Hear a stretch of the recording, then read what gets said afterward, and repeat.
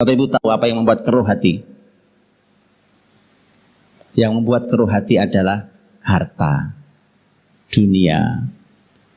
Harta halal saja bisa menjadi keruh, apalagi harta yang syubhat dan haram. Harta halal tuh Pak, bisa membuat keruh harta. Apalagi yang syubhat dan haram. Maka harus sangat hati-hati Pak. Karena kalau keruh nih Pak, jiwanya keruh, pokoknya guru, saya mohon maaf sekali lagi.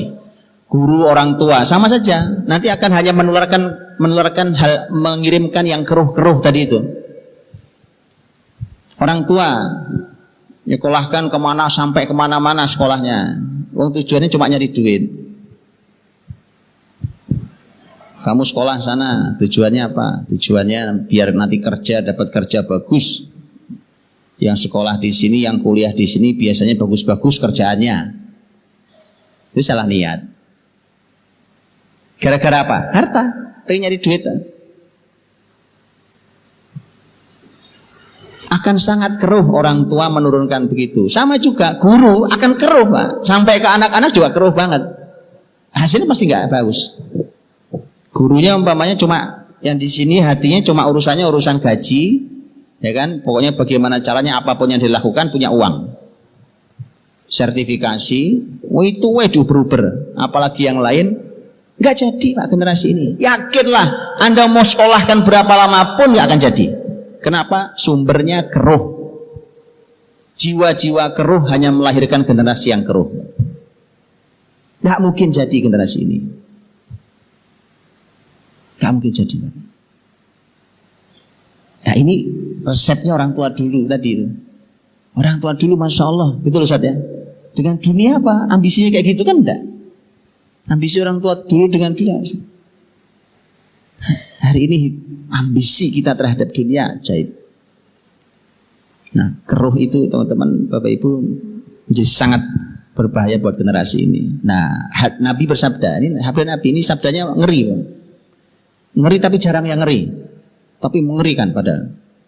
Kata Nabi, man ta'allama ilman mimma yubtagha bihi wajhullah la yata'allamuhu illa liyusiba 'aradan minad dunya lam yurih raihatal jannah yaumal qiyamah.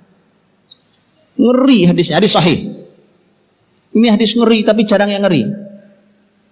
Siapa yang belajar ilmu harusnya ikhlas karena Allah. Tapi ternyata niatnya karena ingin mendapatkan dunia, betul kan? Betul kan? Kerja, uang, posisi, jabatan, ijazah. Itu dunia apa akhirat? Dunia semua. Orang yang begitu niatnya lam yurih raihatal jannah yaumal qiyamah. Dia tidak akan pernah mencium aroma surga. Oh, buru-buru masuk surga, Pak. Nyium aroma surga aja enggak. Aroma surga itu bisa dicium dari jarak sangat jauh. Wanginya itu saja tidak tercium. Kok bisa ya kita sekarang biasa banget gitu ya? Biasa aja kali Pak, orang juga gitu niat sekolahin anak mah niatnya. Coba baca kembali hadis ini. Ini sangat jelas loh. Ilmu, temanya tema ilmu. Nyekolahin anak itu ilmu. Mendidik anak itu ilmu. Niatnya dunia. Oke, bersihkan dulu itu Pak. Memang harus bersih-bersih dulu. Kalau nggak bersih ya jelek hasilnya. Jelek, keluarnya jelek. Jadi kita bersih-bersih dulu. Oke. Bersihkan lagi yang lain. Yaitu masalah harta. Masalah harta Pak Ibu. Insyaallah harta ini yang ngeri juga. Ada hadis Nabi tentang masalah harta ini. Lahmun nabata min suhtin fannaru aula bih. Daging yang tumbuh dari barang yang haram, neraka lebih layak baginya. Nah terus gimana kalau anak kita suapi barang haram? Ini uang dibawa dari hasil yang haram, dari hasil yang syubhat, dibawa pulang ke rumah, kemudian dipakai jadi bajunya anak-anak, dikonsumsi, tumbuh badannya, daging yang tumbuh dari barang yang haram. Makanya jadi generasi neraka. Bapak Ibu tahu neraka? Nggak ada enak-enaknya Pak. Yang panas, yang gelisah, yang sakit, yang mengeluh, itu neraka. Makanya jadi punya anak itu aja isinya. Hati-hati. Salah satu yang harus dibersihkan adalah urusan harta. Jadi Bapak Ibu kalau orang tua mengambil harta yang haram itu tumbalnya anak. Tumbalnya mesti anak.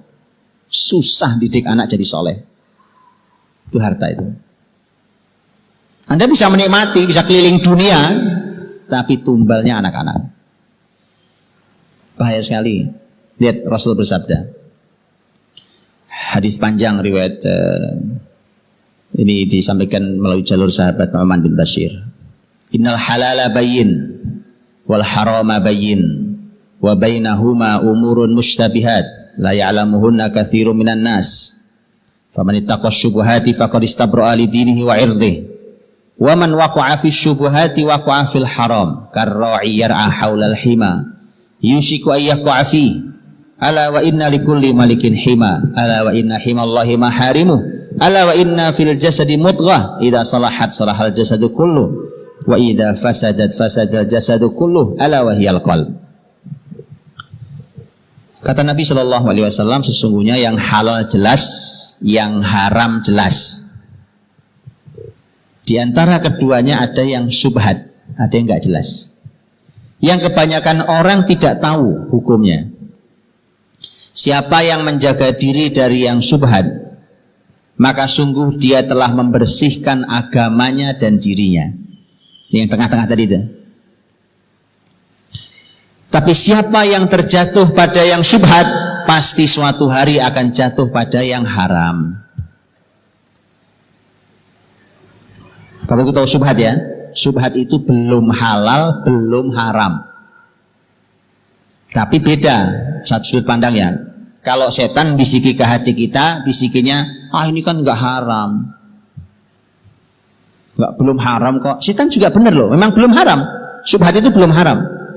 Tapi orang beriman akan menjawab dari sisi yang berbeda. Orang beriman akan mengatakan, iya, walau ini belum haram, tapi ini belum halal.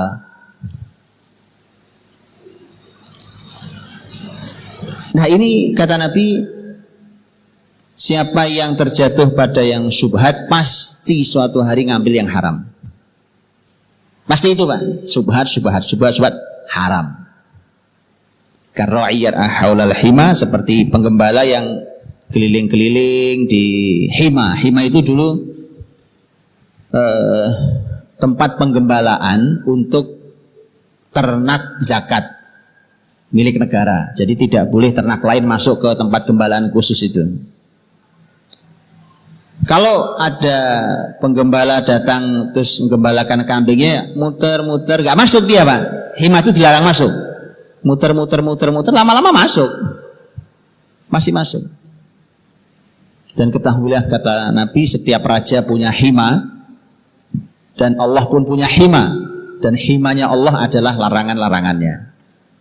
Dan ketahuilah bahwa di tubuh manusia ini ada segumpal daging yang kalau dia baik-baik seluruh tubuhnya, kalau dia rusak-rusak seluruh tubuhnya, itu adalah kolbu. Nah, lihat Bapak Ibu, bicara tema halal haram syubhat, ujungnya hati, ujungnya kolbu, ya kan? Itu artinya kalau generasi ini mau baik hatinya, maka jangan pernah membawa pulang rezeki yang meragukan, apalagi yang haram. Hanya boleh rezeki yang yakin 100% halal. Udah gak ada tempatnya di rumah kita rezeki yang kayak begitu itu Bang. Kenapa? Karena di hadis ini pengaruhnya ke hati.